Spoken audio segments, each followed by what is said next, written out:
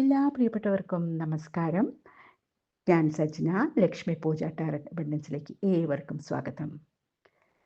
ഇന്നത്തെ ദിവസം എനിക്ക് എങ്ങനെ കൂടുതൽ പ്രൊഡക്റ്റീവ് ആക്കാൻ സാധിക്കും എന്നാണ് നമ്മൾ നോക്കാൻ പോകുന്നത്. ഒരുപാട് കാര്യങ്ങൾ നിങ്ങൾക്കും ചെയ്തു തീർക്കാനുണ്ടെങ്കിൽ നിങ്ങളുടെ ദിവസം എങ്ങനെ പ്രൊഡക്റ്റീവ് ആക്കാൻ സാധിക്കും എന്ന് നോക്കാം.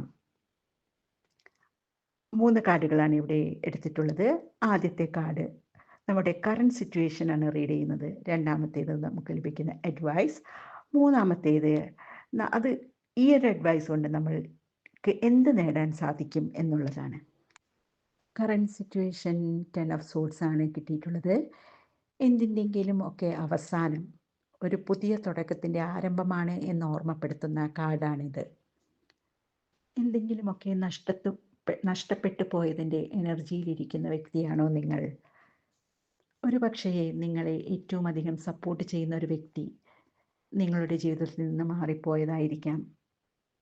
എന്തു തന്നെ ആയാലും നഷ്ടപ്പെട്ടതിനെക്കുറിച്ചുള്ള ചിന്തകൾ ഉപേക്ഷിക്കൂ.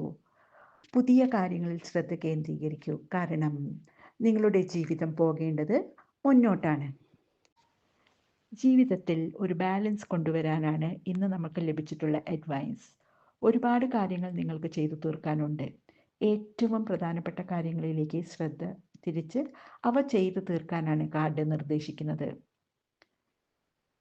ഇത് ചെയ്യുമ്പോൾ നമ്മൾ എന്ത് നേടും എന്ന് ചോദിച്ചപ്പോൾ നിങ്ങൾക്ക് നിങ്ങളുടെ ഉള്ളിലുള്ള വെല്ലുവിളികളെ, അതായത് ദുഃഖം, ദേഷ്യം, വെറുപ്പ് മുതലായവയെ നേരിടാനും സ്വയം മെച്ചപ്പെടുത്താനും സാധിക്കും.